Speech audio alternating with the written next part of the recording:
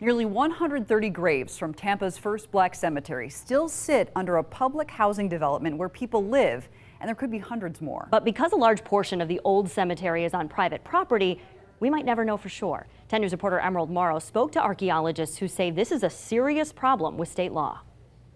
Those bodies are still there and they were forgotten. It was a discovery that shook the soul of this community. Ground-penetrating radar found nearly 130 coffins from Tampa's first black cemetery underground here at Robles Park Village. And archaeologists say they believe there could be even more. GPR has given us a good idea of where some potential burials could be.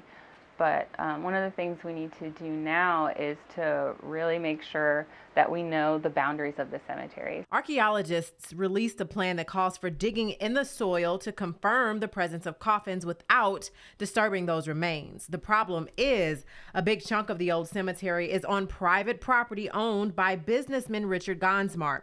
His attorney was not available for comment, but he did tell the Tampa Bay Times he plans to have the area surveyed for bodies. It's been reported that Mr. Gonsmart wants to make sure that any results from work that's done on his property is made public, but there's no requirement under state statute that he would do that. Meaning under Chapter 872 of Florida statutes, if he wanted to keep the results private, he could.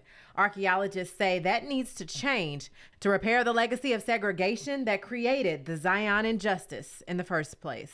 The African American cemeteries that we do have that are still there, it's a miracle that they're still there because the system, of segregation was set up to destroy the places that African American people held dear.